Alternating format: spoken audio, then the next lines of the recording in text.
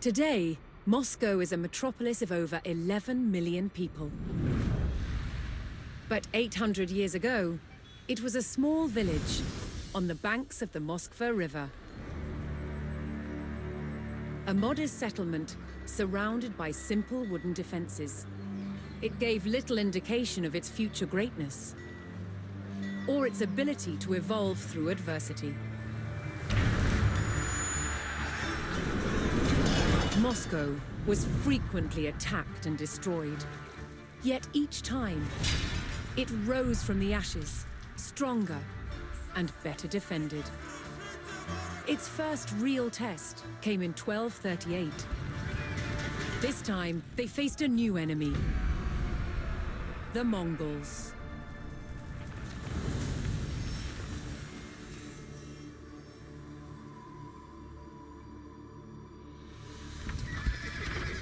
Moscow had been largely unaware of the growing threat in Central Asia.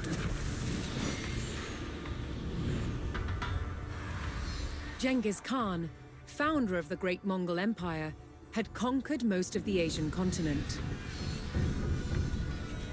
His descendants continued his work to expand the empire. His grandson, Batu Khan, led the armies of what would become known as the Golden Horde. Their goal: to extract money from principalities they conquered. One by one, states in the region, known collectively as the Rus, fell to the Golden Horde. Moscow was next. In 1238, the Mongol Golden Horde surrounded Moscow and besieged its wooden walls. It would only hold out for 5 days. Moscow burned. That could have been the end of its story, but the people of Moscow were resilient. They would not give up their home or their control of the Moskva River, an important trade route. They began to rebuild and strengthen Moscow's defenses. Yet one question remained: would the terror return?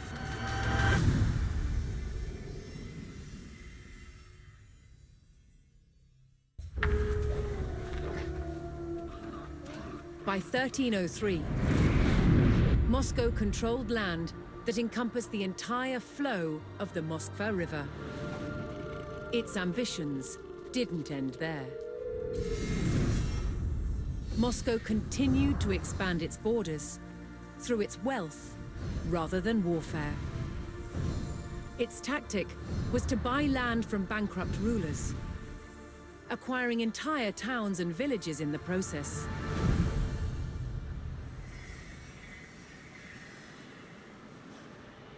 As Moscow was still a vassal of the mighty Mongol Empire, it had to send envoys to pay them tribute. And Moscow's ever-expanding borders meant more and more revenue for the Mongols. But not everyone was content with the rise of Moscow.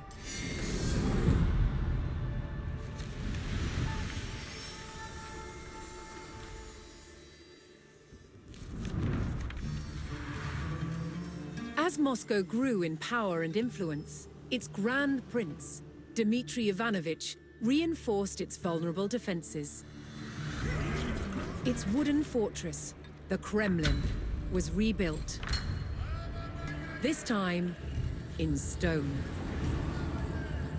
But even stone walls didn't deter its enemies. By 1368, Lithuania saw rapidly expanding Moscow as a real threat. Joining forces with the Principality of Tver, they set out to challenge its dominance. They attacked Moscow. But the stone walls held, and the enemy retreated. Tension between the factions refused to die down. In 1370, Moscow marched on territories belonging to both Tver and Lithuania. igniting a full-blown war. Years of bloody conflict ensued, until Moscow's Grand Prince Dmitry Ivanovich finally defeated both enemies. Yet Moscow was still a vassal of the Mongol Empire, which still demanded tribute. Moscow must keep up the payments or face retribution.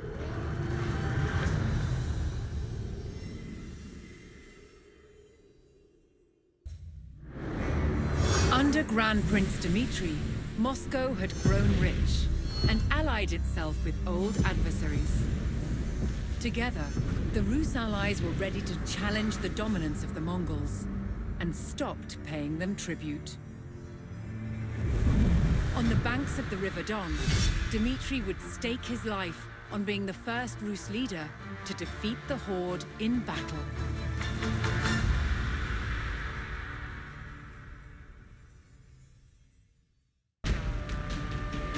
Слушайте, будет исполнено. Приготовление победу вы. Время действовать. Слушайте меня, воины. Приготовь живу службы ради.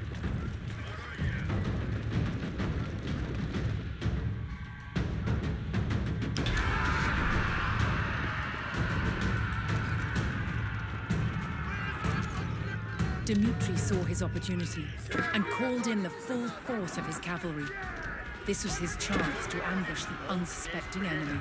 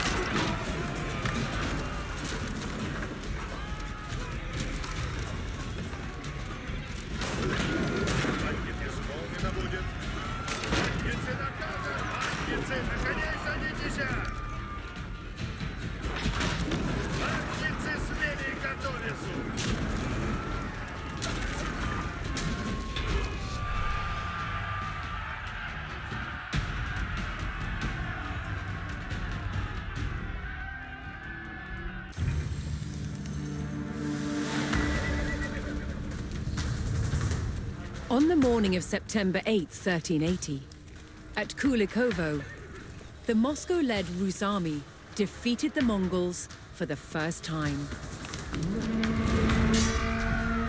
One of the key battles of the medieval age, it was a transformative event in the rise of Moscow as the future capital of Russia.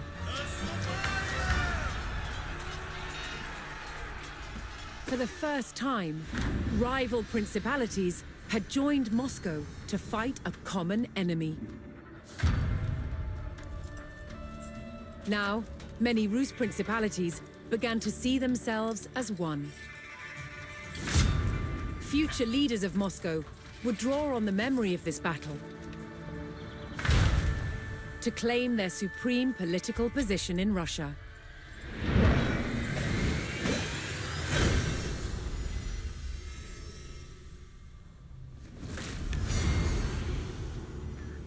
Moscow's Grand Prince, Dmitry Ivanovich, had led the Rus principalities to victory over the Mongols, reinforcing his dominance.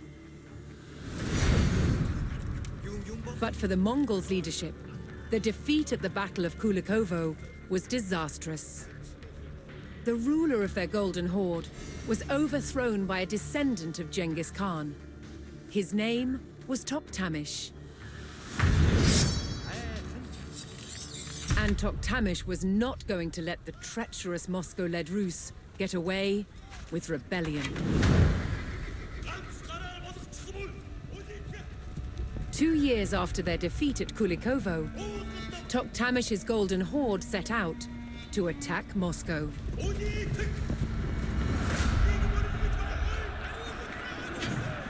The city had not felt the wrath of the Mongols for more than a century. That was about to change.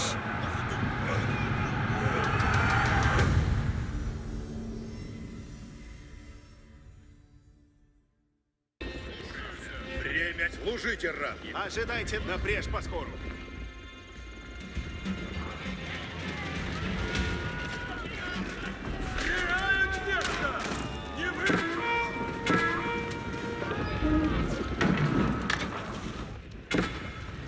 Делайте, как прикажете.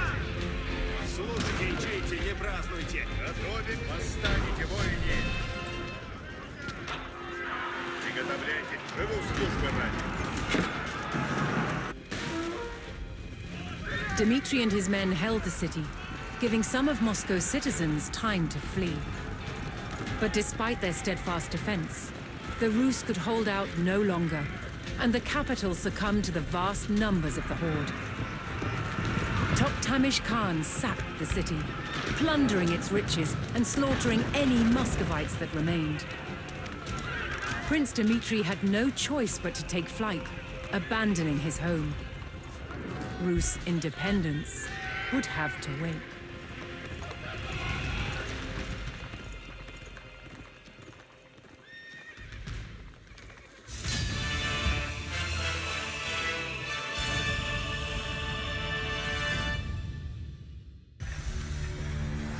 In the century following the Mongols' vengeful attack on Moscow, Dmitri Donskoy's son and grandson clung to the Rus throne.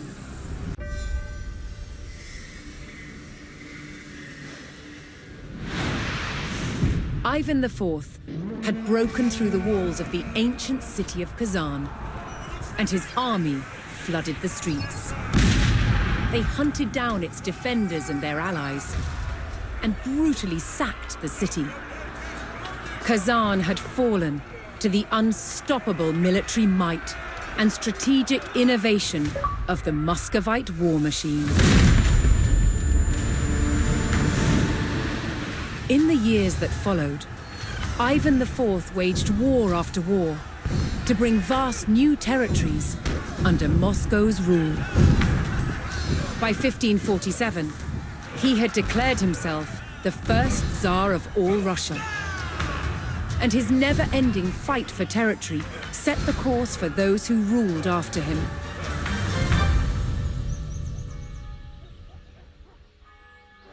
Moscow was no longer a small fort on the banks of the Moskva River. It had survived centuries of Mongol oppression and wars with its neighbors.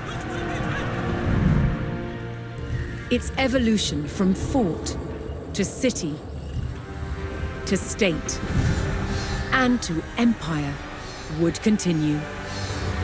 Moscow's rise transformed Russia into one of the world's greatest superpowers.